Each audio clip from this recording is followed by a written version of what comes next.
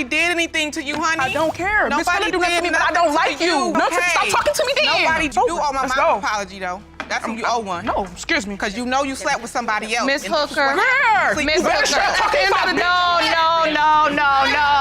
Get ready for a series of accusations and denials as we dive into the chaos that unfolded in the courtroom on Paternity Court. We're talking about none other than the notorious case between GHETTO Lester and Stanley Lewis, where paternity and pride clashed in a spectacle that kept everyone on the edge of their seats. Let's dive into this case. Ms. Lester, you opened this case against Mr. Lewis because you say he denies fathering your 21-month-old son, Raiden. Yes, Your Honor. Only because you won't have sex with him. Yes, Your Honor. All right, you want Mr. Lewis to step up after today's results prove that he is the father. Is that correct? Yes, Your Honor. Mr. Lewis, you claim Ms. Lester was openly sleeping with several men and there is no way you are her son's father. Is that correct? Yes, Your Honor. GHETTO Lester strutted into court with a mission to prove that Stanley Lewis was the father of her 21-month-old son, Raiden. Right from the get-go, the tension was palpable. Stanley wasn't just denying he was the dad, he was launching accusations that GHETTO was a notorious liar, known all over town for her escapades. Ouch. Talk about starting off with a bang. The courtroom buzzed with whispers and side glances as everyone braced for what was coming next. Me and Stanley planned my son. We did not plan a baby.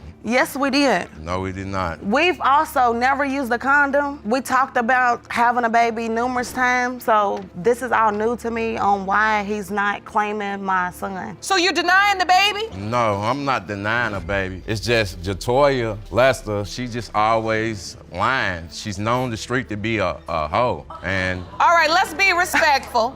excuse my language, it's just He's, Your Honor, excuse my French, he's the hoe. As the drama unfolded, it was clear that this wasn't going to be a straightforward case. Stanley admitted to the judge that, yes, he had had unprotected sex with GHETTO. However, in a classic he said, she said, he accused her of sleeping around, suggesting the paternity was up for debate. Judge Lake was quick to intervene, schooling Stanley on respect and reminding him of his choices that night. The plot thickened when GHETTO revealed their conversations about starting a family, talks that evidently didn't resonate with Stanley as he threw back denials as fast as accusations were hurled. How did you even end up in a sexual relationship? back when I was young. We've known each other since for probably about 6-7 years. And Oh, so you all knew each other for a long time? yes, we have. And I seen her at a grocery store one day. She was with another man then, so I didn't say nothing. When I seen her on Facebook, I inboxed her. She inboxed me back saying all guys want to do is have sex. But wait, there's more! Just when you thought it couldn't get messier, GHETTO dropped a bombshell. Another man was present at Raiden's birth and had even signed the birth certificate. If the courtroom was a pot, this revelation was the spoon that stirred it into a frenzy. Stanley was left grappling with the implications, while the audience was left wondering just how deep this rabbit hole went. He was at the hospital. At the hospital, he cut the umbilical cord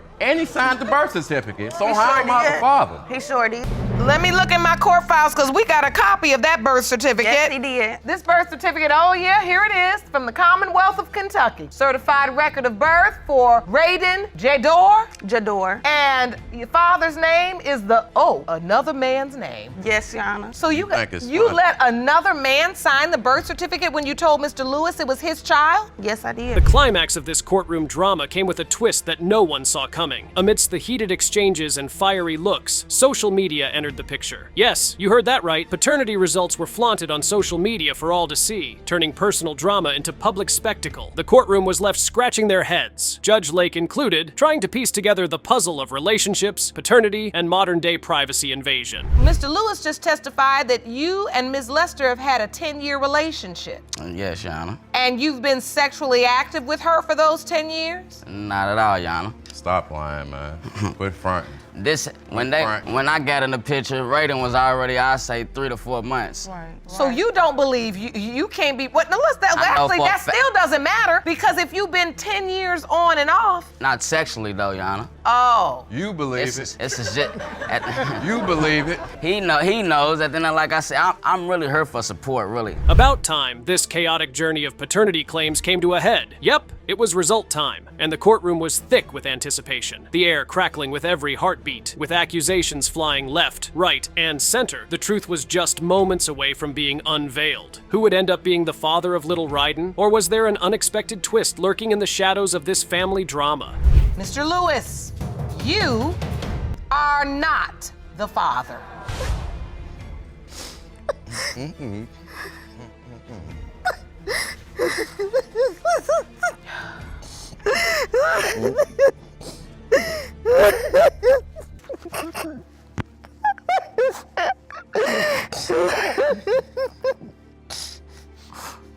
I say this?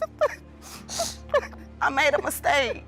Today's episode takes a solemn turn as we step into a courtroom filled with grief and contention. In the spotlight, we have Ms. Hooker and her mother, battling against Ms. Baker and her daughter, in a dispute shadowed by tragedy and unresolved questions. It's a story of young love, sudden loss, and the quest for truth amidst the clouds of doubt. Let's delve into the details. Ms. Hooker, you are here with your mother because you say the defendant's son, Mr. Abraham, fathered your 10-month-old daughter, Kanaya. You say that Ms. Baker and her family's public denial of this child has caused you pain, and you are here for an apology and to prove her son is the father. Is that correct? Yes, Your Honor. Ms. Baker, you and your daughter are here today to represent your son, Mr. Abraham, because tragically, he was killed 3 months after the birth of this child. Ms. Hooker entered the courtroom with a heavy heart, seeking to prove that Ms. Baker's deceased son, Mr. Abraham, fathered her 10-month-old daughter. But this case is about more than just DNA. It's about closure and healing. Ms. Baker, representing her late son, contests the claim, driven by her son's doubts expressed before his untimely death. The stage was set for an emotional showdown, with each side desperate to find peace. You say that before his death, your son expressed great doubt that he was the father of Miss Hooker's baby, and you are here to put the lies to rest. Is that correct? Yes, Your Honor. How have you been affected by Miss Baker's doubts about Kanaya's paternity? I'm just sad sometimes. I try to deal with it now. Like, I really don't care no more. Like, that's how I feel. I don't care anymore. I don't care who feel nothing about my baby. I don't care. It just seemed like everybody else was looking upside my head like I'm an animal or something. Like, every time I'm sitting down doing something, they looking at me like I'm the outcast of the group. She looked like me, so why is a problem? That's why I decided I don't care about nothing and none of that. The air was tense as Ms. Hooker recounted her relationship with Mr. Abraham. What started as a friendship blossomed into something more, but not without complications. As Ms. Hooker navigated her narrative of love and loss, Ms. Baker interjected with memories of her son's suspicions and fears. It was a heart-wrenching ordeal, watching a mother struggle with her son's legacy while another fought for her child's right to a father's name. But that's not the way that you go about doing Ms. Hooker, let me ask you, what was your relationship with Keyshawn? Were you boyfriend and girlfriend? First we was best friends. 6th grade year, we was best friends, and then we started talking, then we stopped talking, and just like we stopped talking, then we started going together for a minute, and then like when I got pregnant, it was just like we always talked, but we just stopped going together. But we still talking though, but we just stopped going together. Like we weren't boyfriend and girlfriend. Okay, but then you still talked. Yeah. Were you in love, or was Yeah. this was your first love? Yeah. Okay. Arguments started as Ms. Baker detailed the uncertainties her son shared with her, stories of other potential partners, and promises of paternity tests that were never taken due to his tragic passing. The courtroom became tense at the thought of a young man torn between doubt and duty, his life cut short before he could resolve his inner turmoil. The judge listened intently, her face a mask of empathy as she navigated the delicate balance between justice and compassion. Kanaya's biological father. My son was on vacation, and we kept hearing that Denia was pregnant, but then when we finally found out for sure, he told me, he said he wasn't the only boy that had messed with Denia. Okay. And he made me promise that we was gonna get a blood test, and things didn't go the way we thought they were gonna go, and now we're here. Well, I'm so very sorry for your loss. Let me say that. I know this is difficult. May I ask what happened to Keyshawn? He was shot. As testimonies were given, tempers rose. Miss Hooker's defiance clashed with the Bakers' grief-stricken denials, each side hurling accusations and guarding secrets. The emotional stakes were ski-high, with Ms. Baker grieving how the sight of the child stirred memories of her lost son, complicating her grief with unresolved questions about paternity. This wasn't just a trial to determine fatherhood. It was a cathartic outlet for unspoken pain and pent-up anger. Ask you, was there another guy? No, cause that's why it's funny, because how can somebody tell me who I was sleeping with? Nobody in the room was in the room with me when I was sleeping with somebody. What do I have to lie for? Keyshawn told us that he wanted the blood test. The only way, Keyshawn only denied the baby when him and my daughter was arguing. Other than that, I have pictures with him laying on her stomach. He had doubts only when he was angry. And I cannot get mad at what he tell his mother or nothing like that. But when he came over there with us, he held the baby, kissed the baby, and loved the baby. We just need to get the results for Miss Carolyn. About time, this heart-rending journey reaches its climax. Yep, it was result time. And the courtroom braced for what was sure to be an explosive revelation. With emotions running high and the legacy of a lost son hanging in the balance, could a DNA test bring closure to these tormented souls? Who would emerge as the father of young Ms. Hooker's child? Or was there another twist waiting to tear open old wounds? The percentage of relatedness between Ms. Baker, Mr. Abraham, and Kenaya Abraham is 0%. And this is why right here. Ms. Baker, are you all right? Do you need to sit down? Do you need to sit down, ma'am? I done told them. They weren't gonna tell me sorry, so I'm not telling them nothing. Do you need to sit down, ma'am? Nobody did anything to you, honey. I don't care. Nobody do nothing to me, but I don't like you. That's I don't like you. It's I don't like you. Okay, I don't care. It's Nothing. okay. Stop talking to me then. Nobody did anything Stop talking to to you. me. Ms. Hooker, just stop. Stop it! Stop, please! Today's episode of Paternity Court is a roller coaster ride of emotion, artistry, and unexpected twists. Over here, we have the convoluted world of Tyesha Gentry Lee and Taurus Morgan, where a potential music deal spirals into a dramatic paternity dispute. The drama and suspense fill the courtroom as the spotlight comes on. Mr. Morgan, you're suing your former fling, Ms. Gentry Lee, to prove that you fathered her 1-month-old daughter, Amaya, and say today the DNA test will show you are her baby's dad. Yes, Your Honor. Ms. Gentry Lee, you say that it's impossible for Mr. Morgan to be Amaya's biological father and want him to leave you alone when the results prove your case. Is that correct? Yes, Your Honor. So, Mr. Morgan, why do you believe she's denying you're the father? I simply believe that she's denying this because we're no longer in a relationship and we're not going to be. Taurus Morgan steps into the courtroom with a claim as bold as his ambitions. He's here to prove that he is indeed the biological father of 1-month-old Amaya. Tyesha, however, strikes a different note, adamantly denying his paternity and wishing he would simply leave her and her daughter alone. The stage is set, the audience is tense, and the judge prepares to navigate through their tumultuous narrative. You're the father. Yes, Your Honor. So I am. explain to the court how this relationship started. Okay, well, I'm in artist management for a living. When I met Miss Gentry Lee, she was with an artist that I was considering signing. I called to speak with him and to tell him, you know, come over, have a drink, let's sit down and discuss some details and see what we can do. Well, Miss Gentry Lee had answered the telephone and she said at that time that he was no longer with her, their relationship is over. I stated that I was at home, chilling out, I already prepared for him, you know, to be there with me or whether to come over, I was gonna have a drink and kick back. The backstory unfolds like a drama script. Taurus thought he was signing an artist, but life had a different script in store. Their relationship began with a broken professional appointment and spiraled into an intimate encounter that neither planned. As Taurus recounts the evening that changed their lives, Tyesha interjects with her own version, one full of deceit and a relationship built on shaky grounds. This isn't just a paternity case. It's a story of crossed lines and blurred boundaries. So I stayed with him September the 19th. We did a quickie. Then I left him that day and went with another guy, Your Honor, that actually helped me with my baby the whole pregnancy. I was not showing with Mr. Moore, Your Honor.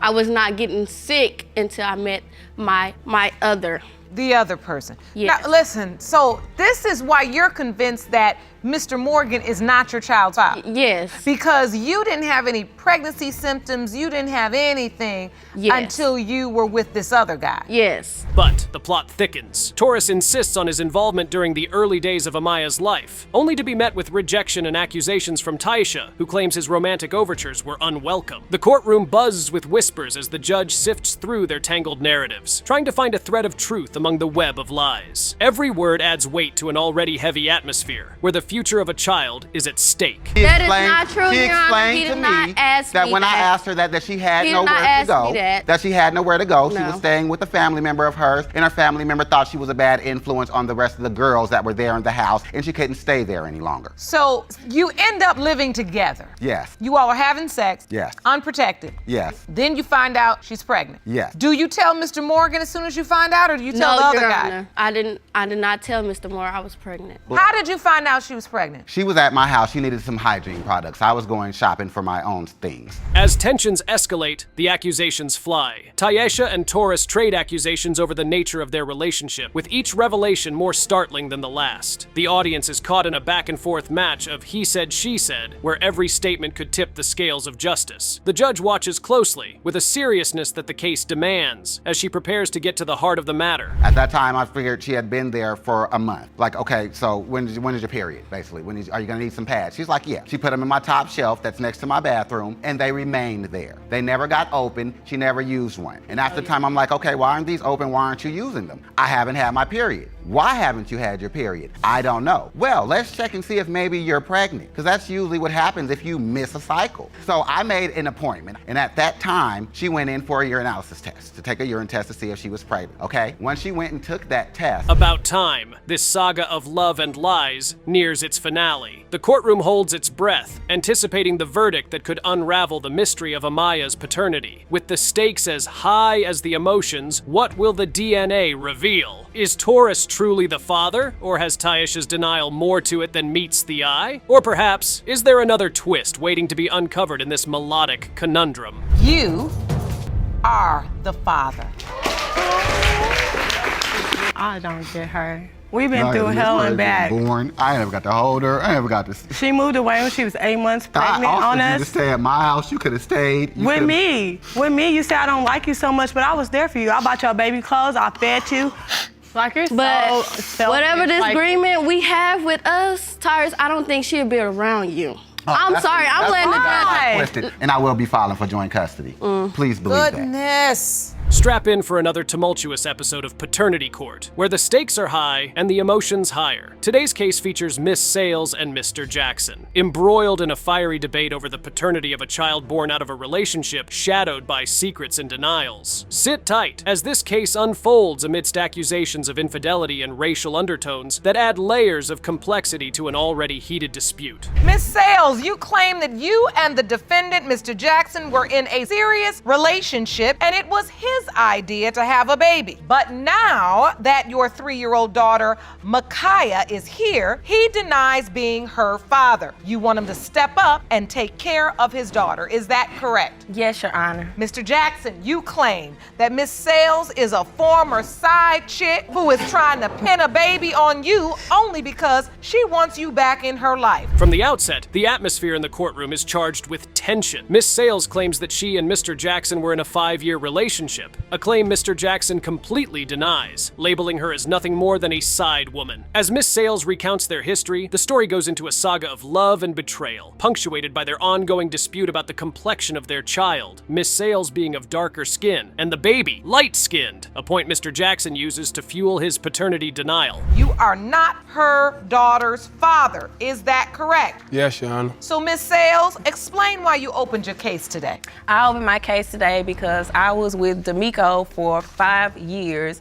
We were in a relationship. We had our baby, and now because he sits up and talks to his family, now he feels like that is not his child. Since the day my daughter was born, because she was light-skinned with gray eyes, that was not his child because I'm too dark to have a light-skinned baby. Mr. Jackson's testimony throws the courtroom into further disarray. His dismissive attitude and the blunt denial of his fatherhood bring uncomfortable murmurs from the audience. The judge interjects, reminding everyone that skin color does not define paternity, casting a stern look at Mr. Jackson as she calls for respect and decorum in her courtroom. I mean, we had a relationship, but it wasn't serious, you know, we was just, you know. You left your ex to come be with me. How was we not in a relationship? It was more of, you know, she had great sex. Oh, I put it on him and he could never leave. I mean, it happens like that, you know, Jan, it happens like that, you know. It was just. So you're saying you were only with her for a sexual relationship? She was my side woman.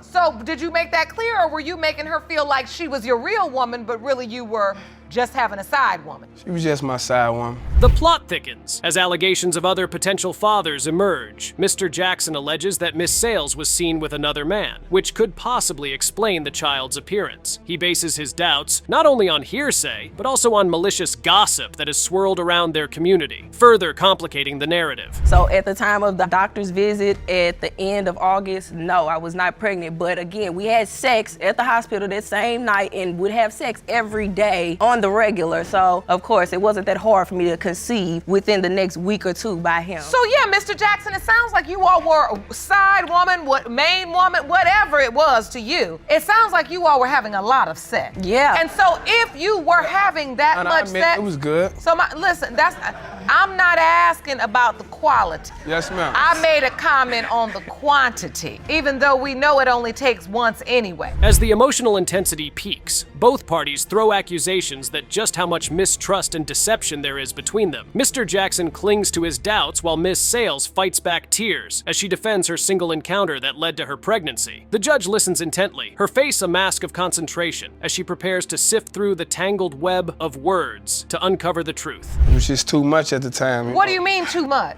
This lie is too much. I We got to the building. Listen, Your Honor, This lie is listen, what's Your Honor, too I much. wonder, first of all, I'm sensitive myself. So I wanted to take it, but I also wanted to listen to what she had to say at the end of the day, because So what is she saying to you while she's crying? she was just saying that, I'm wrong for doing this, I'm not right for doing this, like I should believe her. And because you're such a nice, sweet, humble young man, Yes, Your Honor. you just decided I don't want to hurt this young woman's feelings. About time, this saga of concealed truths and exposed lies draws to a close. Yep, the results are here, and the courtroom is abuzz with anticipation. Will the DNA test dispel the clouds of doubt that hang over this case? Who is the real father of Miss Sales' child? Or is there yet another revelation waiting to shock us all in this twisted tale of paternity and prejudice? Mr. Jackson, you are the father. Now I know who my baby daddy is. Miss Sales, you don't have to do that. I don't run no circus, and I don't need no clowns. I understand. We're talking about a baby. She should know who you are. She know who I am. She don't need no side daddy. She needs the daddy that is going to be protecting her. She needs the daddy that's gonna carry the world on his shoulders for her. And Miss Sales, I'm gonna be honest. I get it. I see your tears.